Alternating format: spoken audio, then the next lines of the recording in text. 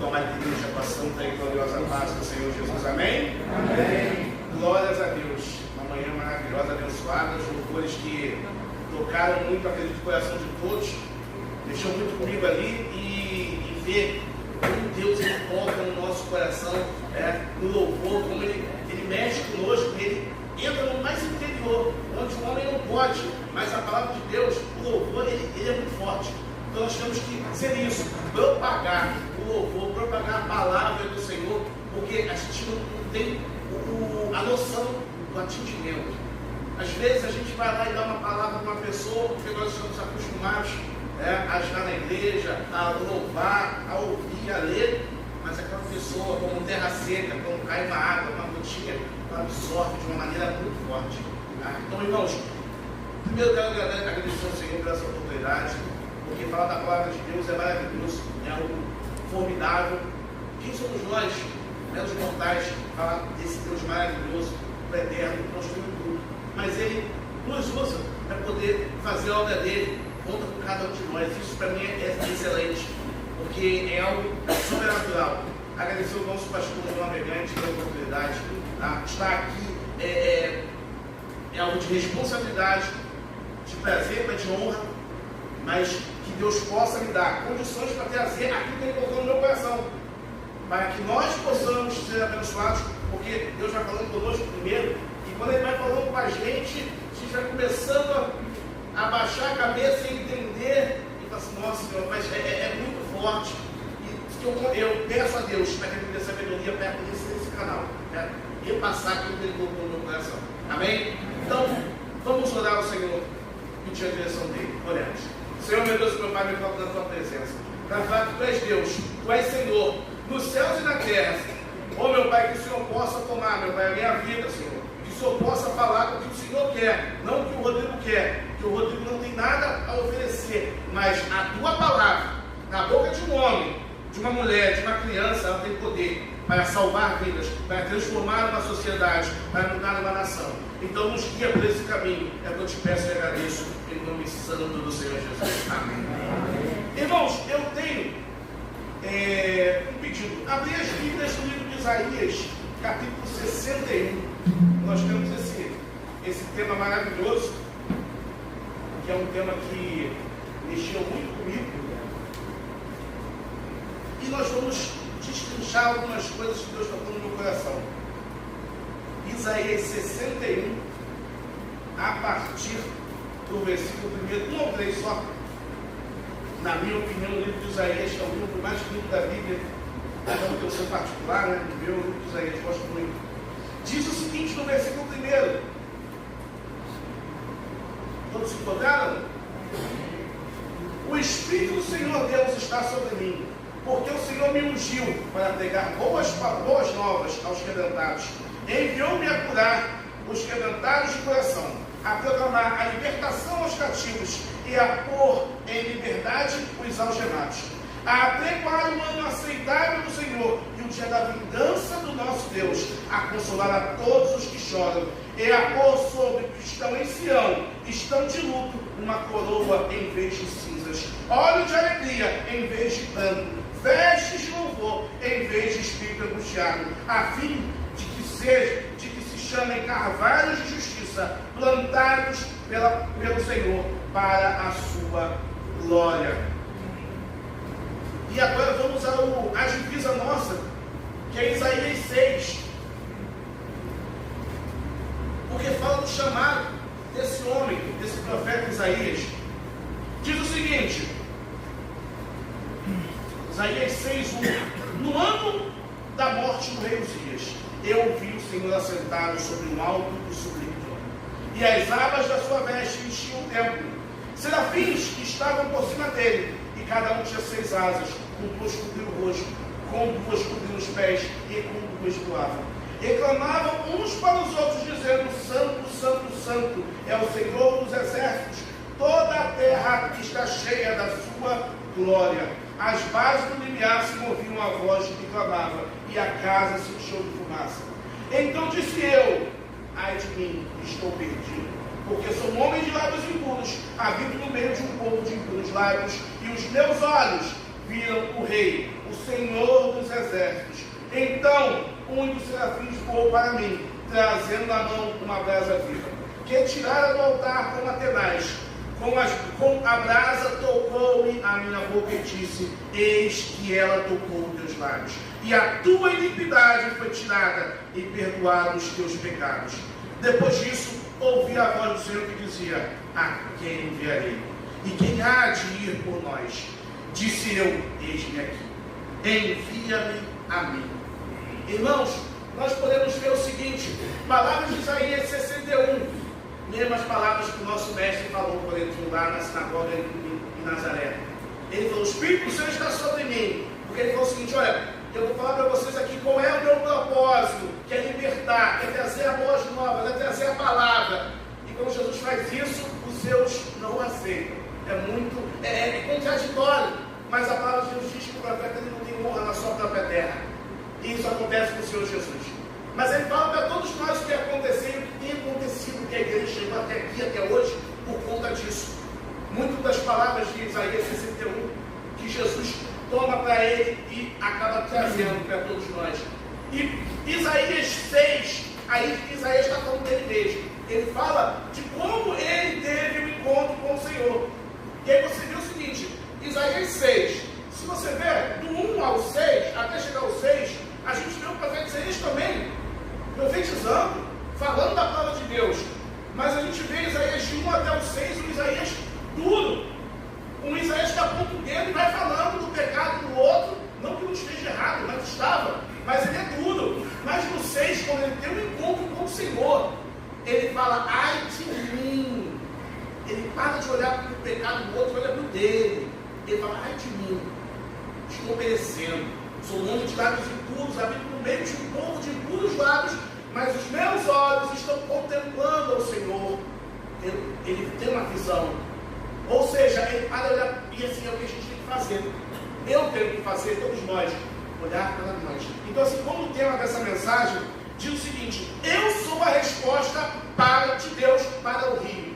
Nós estamos falando o seguinte: eu, você, cada um de nós somos a resposta para o rio. Eu sou a resposta de Deus para a minha casa.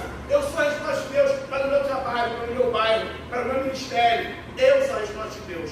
Porque quando eu coloco no individual, eu entendo que eu tenho uma parcela para poder resolver. Eu tenho alguma coisa para poder pedir perdão a Deus, para poder me purificar, me limpar, me colocar diante dele da maneira que ele quer. Porque senão eu falo do nós, e aí eu tiro um pouco da minha responsabilidade. Nós, todo mundo aí, não eu. E aí Deus fala o seguinte: a quem enviarei? Quem há de ir por nós? Aí Isaías, depois de sentir o pecado perdoado, ele fala assim: eis-me aqui, envia-me a mim. Porque a gente fala assim: não, mesmo sendo uma pessoa falha, não sendo perfeito, nós não somos perfeitos, nós buscamos, né? A Bíblia fala que a gente vai mudando, né? Até ser luz, até ser dia perfeito. Então a gente vai nessa caminhada da perfeição, sim, buscando, mas temos imperfeições, porque somos humanos, né? Então, isso é olhar. E nesse olhar eu venho trazer para os nossos irmãos alguns homens e mulheres que tiveram esse momento, de forma bem básica, bem rápida, para que a gente possa ter uma visão, tá? Como é que Deus usa a nós como resposta? E aí eu venho trazer o primeiro homem, trazer Moisés, que foi uma resposta de Deus para aquele momento. Porque era o momento que o povo de Deus estava escravizado, mais de 400 anos. E tinha sido profetizado para Abraão que isso ia acontecer. E o povo estava lá. E a Bíblia fala que o clamor do povo chegou até o Senhor. Porque às vezes é isso, a gente está passando por situações e a gente pensa: vou resolver com as próprias mãos, com inteligência, sabedoria, conhecimento. Eu falo com fulano, com meu Deus, eu conheço todo mundo, mas tem coisa que é só Deus que consegue resolver. Tem situações em que eu não resolvo falando com ele, eu resolvo com o joelho, falando com o Senhor, às vezes no meu quarto. Mas às vezes a gente, nossa prepotência, a gente consegue resolver. Não. A gente tem que ter o seguinte, humildade, de falar: Senhor, eu preciso que o Senhor me mostre o caminho. Às vezes Deus vai te mostrar a pessoa, às vezes Deus vai te mostrar o caminho, às vezes é ele mesmo que vai resolver. Está tudo amarrado e ele que desamarra. E aí, o que acontece? O povo escravizado, como é que vai fazer? Estão no Egito. Faraó escravizou o povo que entrou ali para poder fugir da fome, trazido por José. José morreu, passou e Faraó povo forte, posso usar ele para os trabalhos pesados aqui. Escravizou. E agora para sair da escravidão? E muitas pessoas hoje estão aí fora, numa escravidão. E nós temos que ser os libertadores. Com o quê? Com força, com espada? Não, com a palavra. Com Deus, o nosso Deus liberta. E muitas vezes a prisão não está aqui, a prisão está aqui. A prisão está aqui. Às vezes a prisão psicológica, a prisão da alma. Tem pessoas que não conseguem se perdoar de muitas coisas. E aí nesse momento em que Moisés, ele nasce, é um momento muito ruim. Porque falava assim, vou matar todos os meninos. E a preocupação, como vai pensar? Se estão matando todos os meninos, eu acho que eu não vou casar não, porque se casar, quando tiver um filho, eu vou matar meu filho. Olha a preocupação, que momento é esse que o povo estava vivendo? Que momento complicado. Por quê? Filhos são bênção. Eu não posso ter bênção, então eu vou tomar a minha bênção. E Moisés nasce nesse momento. E aí acontece algo miraculoso, que Moisés, ele não é encontrado, não mata Moisés, mas no momento que não dá para segurar uma criança, porque quem tem criança pequena sabe, ela vai chorar por fome, porque está agoniada com alguma coisa, porque está calor, porque está frio. E aí coloca ali um cestinho, a gente sabe da história, e joga. Olha, o que eu posso fazer? Que Deus possa tomar conta desse cestinho e vai embora. A história, Deus controla tudo, Deus sabe de tudo está no controle de Deus. E esse cestinho vai parar nas mãos da filha de Faraó, que pega Moisés e fala o seguinte, esse ninguém vai tocar. Ou seja, Deus falou assim, eu vou colocar na mão da pessoa que ninguém vai poder tirar essa criança, esse menino da mão dela. Qualquer outra pessoa que segurasse essa criança podia ser tomada e podia ser morta. Ou seja, Deus está no controle. Façamos a vontade dele, deixamos para Deus fazer o impossível. E ela pega. E a irmã dele, olhando de longe, chega para ela, moça, olha, se você quiser eu posso encontrar uma mulher para dar de mamar para essa criança. Ela, tudo bem, pegou. Mas não sabia ela que era a irmã dele, levou para a mãe cuidou. Levou no certo tempo, Moisés volta. Ou seja, o período onde ele poderia morrer já passou.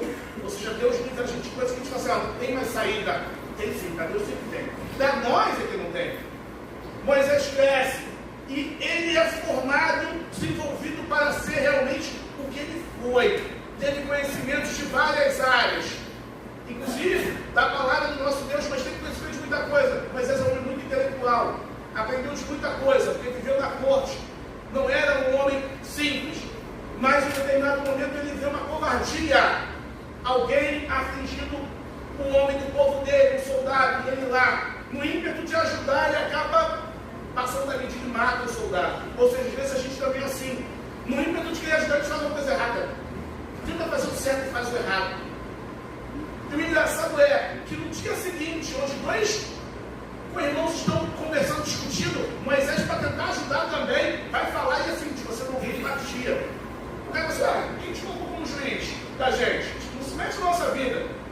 Você vai fazer comigo igual você teve com o soldado? Pensa que a gente não sabe? Jogou na cara de Moisés o que ele tinha feito. Moisés ficou com ele e falou, olha, se descobrirem que eu matei o soldado, eu vou morrer pela capital, foge. Ele tem que fugir. Olha só, um homem que estava sendo construído para poder ser um líder, tinha capacidade de fugir pela vida dele. E aí acontece os dias da nossa vida, a gente foge. Ele foi viver a vida dele. Foi para o deserto, conheceu a esposa, teve filho, tudo mais, está vivendo a vida dele, a vidinha dele. Porém, Deus não pensou nisso para Moisés. Não era essa história que Deus tinha para Moisés. E às vezes não é essa história que Deus tem para nós. Deus tem algo melhor, maior, um propósito mais forte. E aí, em determinado momento, estava Moisés cuidando do rebanho do seu sogro. Ou seja, uma vida normal, um esposo, estou cuidando dos meus filhos, tenho meu trabalho, tenho a minha vida, meus afazeres. Tá bom. Às vezes é assim, né? Mas aí, como Deus tem um propósito, um chamado na nossa vida, o Eterno te encontra onde for. Moisés cuidando lá do rebanho, à beira do Sinai, daqui a pouco uma sarça começa a pegar fogo do nada. E às vezes acontece isso. Às vezes do nada, um convite, às vezes do nada acontece na nossa vida, a gente, curiosidade, vou ver porque essa árvore pega fogo e não queima toda. Curiosidade, e muitas vezes é Deus por trás disso. É um plano de Deus para chamar a tua atenção, para sair da sua vida, das suas contas, das suas responsabilidades, para poder cuidar dos planos dele. Olha só, é algo muito diferente. Deus às vezes usa coisas que a gente fala, não, que isso, nada a ver. Eu fui chamado para uma reunião ali, daqui a pouco alguém falou de um versículo, um louvor, tocou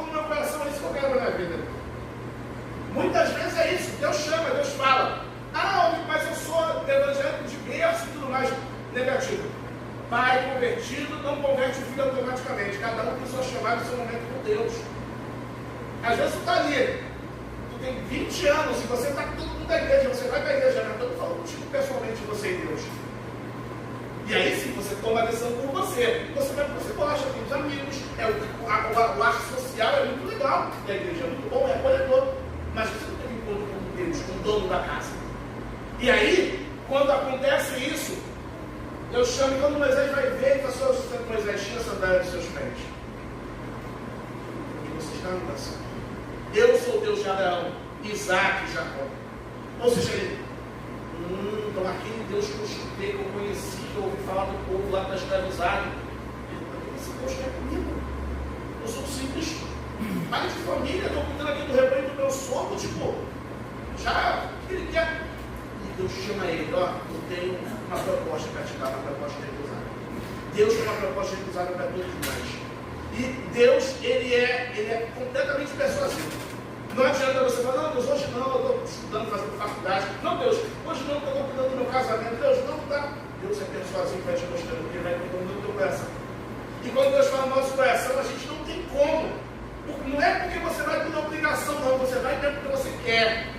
Aquilo mexe tanto contigo, assim, não tem outra coisa melhor do que isso, do que esse propósito. Você vai libertar o meu povo. Uma loucura, pensando assim, eu vou voltar para lá, fui acusado lá de homicídio, realmente eu matei, realmente eu sou um homicida. Voltar para lá, não tenho capacidade, olha, não sei falar, não sei isso, a gente faz isso, não sei, realmente. O teu irmão vai te ajudar. Isso que... Ou seja, todos os impedimentos que a gente pode colocar para Deus, Deus sempre vai ter algo para poder mostrar. Senão eu vou com você, eu te ajudo. Vai fazer até onde você está e o restante eu vou complementar. Mas eu falo você porque Moisés tinha dentro dele algo que às vezes nem ele sabia, que era um amor e um sentimento de responsabilidade para o que era colocado na mão dele, diferentemente de qualquer outro homem. Porque, se você for para ver, analisar, quando o povo ele peca e vai adorar o bezerro de ouro, morrem muitos homens que adoraram o bezerro de ouro lá no deserto. Moisés vai diante do Senhor, porque a Bíblia fala de Moisés de uma maneira muito legal, de uma maneira muito forte. Fala assim, assim como um amigo falava com outro amigo, assim o Senhor falava com Moisés. É diferente a intimidade de Moisés com Deus, é diferente. E aí, Moisés fala, Senhor, eu quero que você perdoe o povo. Eu peço que você perdoe o povo. E Deus fala, não, eu vou levantar o povo, vai ser isso, vai ser aquilo. Aí Moisés fala, eu quero que você perdoe o povo. Porque se você não perdoar o povo, risca o meu nome do livro da vida. Quem seria? Quais são as pessoas que se colocariam na frente desse jeito como Moisés colocou como líder? Se você me deu esse povo, eu vou com esse povo, eu vou onde for com esse povo. Mas eu não vou abandonar esse povo. Deus responde, eu riscarei no livro da vida aquele que peca contra mim. Ou seja, Deus não falou assim, Moisés, está se colocando de mão. É uma relação de intimidade e uma relação de verdade. Eram sinceros. Moisés era sincero com Deus. Ou seja, que ele tinha o sentimento de pertencimento. Você me deu, eu vou com eles, então perdoa. E Deus perdoa o que você deu. É esse tipo de líder que precisava para poder fazer todas aquelas coisas acontecerem e passar por tudo que ele passou no deserto. E Deus precisa disso. Pessoas que assumam essa responsabilidade, é minha responsabilidade. Eu vou lá, eu vou fazer o IT, eu vou cuidar desse ministério que Deus me deu. Seja enorme ou seja algo simples, não tem essa para Deus. Porque Deus vai ver o seguinte, qual é o selo que você tem cara nisso? É o selo. Falando de outro homem, vamos falar de Samuel, que também é algo interessante, porque falando dos patriarcas, você pode ver, todas as mulheres tiveram dificuldade para ter filhos. As esposas dos patriarcas. Seja ela a Sara, seja a Rebeca, seja a Raquel, todas tiveram dificuldade para ter filho. Aí você pensa, mas por quê? Que Deus ele quer trazer a gente para cima dele, para perto dele. E quando a coisa está difícil, eu olho para Deus, eu busco, eu intercedo, eu entendo que o milagre está na mão dele. E foi assim com Sara, com Rebeca, com Raquel. E também foi assim com Ana, a mãe de Samuel. Porque ela vivia com seu esposo, mas ela não conseguia ter filhos. E é muito ruim quando você não consegue frutificar, seja filho, seja qualquer outra coisa, quando você produzir. E naquele momento, naquele tempo, a mulher era muito, não era só, mas era muito bem vista se tivesse filhos, e mal vista se não tivesse filhos. Como se ela tivesse uma maldição espiritual nela e ela não pudesse frutificar. E aí, o esposo dela tem outra mulher. Ah, já que essa não tem filhos, ele tem outra, tem a Penina. E aí Penina larga ter filhos, e ela não. E por ela ter filhos, e naquele momento de ostentação, ela debochava da Ana. E Ana chorava, era humilhada dentro da própria casa, não podia fazer nada. Porque ela tinha como uma mulher que não tinha, era uma mulher maldita, digamos assim. Uma mulher que não tinha condições de ter uma criança. E isso era pesado. E todas as vezes que eles iam no templo adorar, entregar as oferendas e voltar, ela ia e voltava. Chegava lá, passava a situação difícil. E o marido dela dava uma porção dobrada do que tinha para comer lá para ela. E ele falou: não sou eu melhor do que 10 filhos para você? E ele vai conversando com ela, tentando mostrar assim: eu te amo, não vou te abandonar. Ele podia até abandonar, ó, eu não tenho filhos, então preciso frutificar, ou não, ele teve ela com ele também. E o que acontece? A humilhação era tão grande, era tão complicada, e às vezes isso acontece, tá? A gente está fazendo nossa caminhada com Deus, nossa vida, e você vê todo mundo conseguindo, e para você é um pouco mais difícil. Às vezes para as pessoas, se a pessoa espirrou, conseguiu, conquistou. E a pessoa, caramba, vai ser muito complicado. Sabe por quê? É que Deus quer você próximo dele, mais sensível. E aí, dado tempo lá, Ana começou a orar, e ela orava de um jeito particular, ela chorava, e ela mexia os lábios, ela balbuciava. E o sacerdote daquele local, Eli, como era um homem que já não estava tão próximo de Deus, ele olhou e pensou: essa mulher está embriagada, essa mulher está chapada, bebeu. Ele fala: essa hora da manhã, tomada pelo vinho, né? E ela: não, meu senhor, eu estou aflita da minha alma, e tudo mais. Aí ele pensa: falei besteira, falei demais, que barulho. E a gente sentia assim, olha, alguém sofrendo e tal. E aí a gente analisa de qualquer maneira: ah, é isso mesmo, mereceu, na verdade está sofrendo porque fez coisa errada. Nem sempre a gente é processo de Deus para a nossa vida, é processo do Senhor. E aí o sacerdote entende que a resposta dela foi uma resposta. Ela podia responder irritada, porque ela estava chateada, mas ela não respondeu. Ela foi lá e falou da dor dela. Ele percebeu: vou orar com você. E mesmo assim, mesmo ele não estando tão na presença, tão correto com Deus, que a Bíblia fala que os filhos dele estavam fazendo coisas erradas, ele não corrigia os filhos, né? Fazendo vista grossa naquele tempo, mas mesmo assim ele era um sacerdote. E ele olha e fala assim: ah, Deus, ele atenda no que você pediu. E ela volta para casa. Por quê? Naquele tempo do sacerdote de Samuel, da mãe de Samuel, não era em Jerusalém, era em Siló, que era o lugar onde eles ficavam, o tabernáculo que estava lá. Então eles iam lá, faziam as oferendas, as festas e tudo mais, e voltavam para as suas residências. Então quando voltou para Ramá, ela foi lá e teve esse momento com o marido. E aí, Deus estava ali, a Bíblia fala que Deus se lembra dela também. Como a mesma coisa, como a Bíblia fala com o povo quando clamou, né, que estava no deserto, Deus se lembrou. Deus é a mesma coisa que a Ana. Deus se lembrou dela. E ela foi e conseguiu ter um filho. E a oração dela foi: se eu tiver um filho, se eu tirar a minha vergonha, olha só, uma oração sincera. Se o Senhor tirar a minha vergonha, me dá um filho, varão, eu vou te entregar por toda a vida dele, e ele vai te servir. Olha só, ela tem um filho para tirar a vergonha dela e para honrar a Deus. Naquele momento, que é o período dos juízes, Deus já tinha tentado com vários juízes, e é um período chamado teocrático, mas era em cima e baixo, não era estava bem, outra estava mal, não era estava bem, outra estava mal. Deus precisava de uma referência para aquele tempo. Então, se ela precisava de um filho para tirar vergonha, Deus também tinha uma necessidade. Então, casou a necessidade de Deus com a necessidade do homem.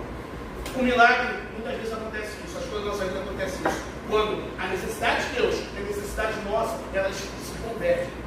Muitas vezes a gente quer só pra gente, esquece de Deus.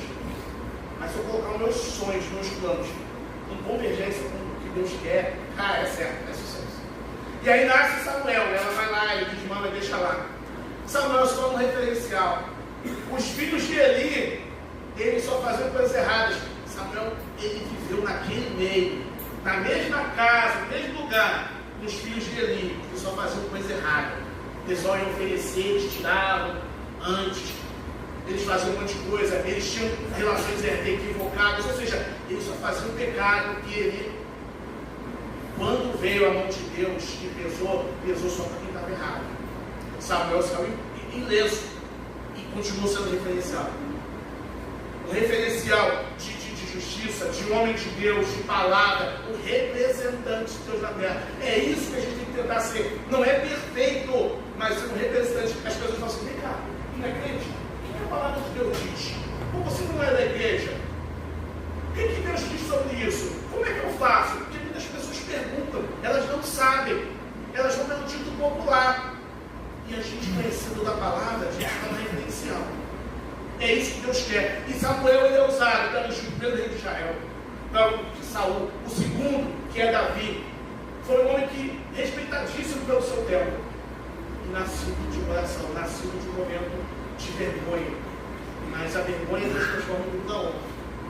E para poder concluir, que a gente tem que ser rápido, aproveitar, né? Vou falar de algo que Deus fala. Deus chama, e Deus, quando Deus chama para poder fazer, não importa quem é. Aí eu falo para ele de Jesus. Jesus está fazendo o seu ministério, está orando, está pregando, está levando pessoas. Em determinado momento ele passa no lugar e ele olha os homens. E é engraçado que, como Jesus olha, eu imagino Jesus olhando e nós olhando também. Imagina um monte de homem colhendo impostos, né? Os publicanos lá e tal, colhendo impostos. Os judeus, como pessoa do leite médio, tem muito barbudinho, moreninho e tudo mais. Então, uma pessoa de barba, ela meio que perde um pouco da feição dela. Então, se botar todo mundo de barba, fica muito parecido. Né? Barba grande, ela cobre o rosto. Então, imagina, um monte de homem coletando impostos. Né? E Jesus olha para os caras assim, porque acredito que eles tinham um uniforme, que coletava impostos para Roma, e eram mal vistos pelo próprio povo, porque eram judeus que pegavam o dinheiro do povo, os impostos, e entregavam para Roma. Isso financeiramente era bom, porque eles ganhavam bem, tinha uma vida boa, mas isso era horrível, era uma traição, porque você está extorquindo o teu próprio povo para o outro povo, ou seja, era muito mal visto. Eram vistos ladrões, realmente muitas vezes eram, porque o imposto era X, ele cobrava 2, 3X, ou seja, o que eles escolhessem de imposto valia, porque Deus está usando Roma, eles não sei tudo traidor. Então Deus olha assim, vê aqueles homens, ele olha e ele fala assim: você, Levi, segue-me. O interessante é que aquele homem, Levi, está fazendo o trabalho dele lá, está tocando a vida dele. Tu imagina, o cara tem dinheiro, o cara tem a condição dele financeira e tudo mais, não é bem visto pelo povo dele. Ele já deixa isso para lá, mas eu acho que não. Por quê? Porque quando Deus chama, Deus não erra pelo visto. Deus nunca apontou o dedo para uma pessoa que chamou errado. Eu erro, Deus não erra. E quando chamou, a mesma hora aquele homem, ele se guardou tudo e foi atrás de Deus. Um chamado. Você imagina quanta. Aí eu paro para poder analisar, deixa eu poder pensar. Ninguém atende um chamado do nada. Não é do nada. Imagina quantas vezes Levi, né, que é Mateus, ele ouviu o sermão de Jesus escondido. Ouviu falar que ele cura, que ele salva, que ele liberta, que ele aceita, que as pessoas que são erradas ele abraça, que ele não julga, e que ele tem uma vida eterna, que ele está pregando e tudo mais. Que não tem visão é essa.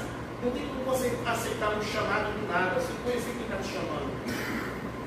Eu acredito que muitas vezes ele ficava ali: eu quero sair dessa vida, eu quero sair dessa vida, mas eu não sei. Igual as pessoas que estão no tráfico, igual as pessoas que estão na bebida, igual as pessoas que estão no vício. Elas querem sair daquela vida, elas querem sair daquele inferno que é, mas elas não sabem, não sabem. E quem já passou por isso sabe o que eu estou falando. E o que acontece?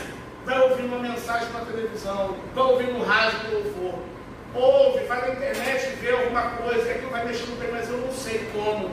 Até o momento que alguém te chama: ei, Levi, segue-me. Largou tudo, jogou tudo, o Pai fez com Jesus. Muitas vezes a gente precisa fazer isso. Ele me salva, cura, que liberta. Ele me salvou, ele me libertou. Ele quer te libertar. Nós somos a resposta de Deus a esse Rio de Janeiro.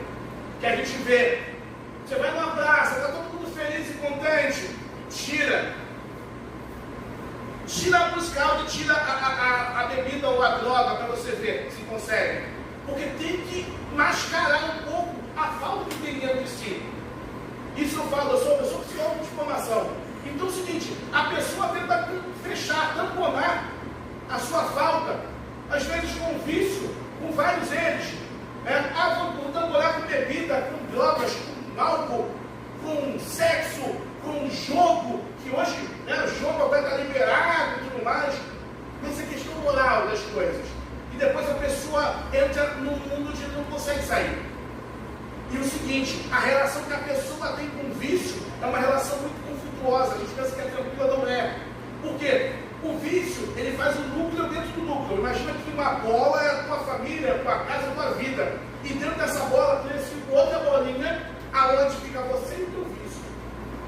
Ou seja, o restante do entorno não presta, não serve para nada. É você e o seu vício. E você quer sair, não consegue. É basicamente isso. Tá? Independentemente do vício que seja.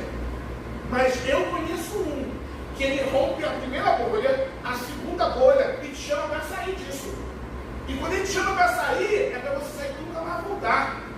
Porque tem muitas pessoas que entenderam esse chamado do Senhor e nunca mais voltaram a beber, a fumar, a se prostituir, a fazer nada. Sabe por quê? Porque o reino de Deus é como um homem que olhou um campo e tinha um tesouro muito grande dele.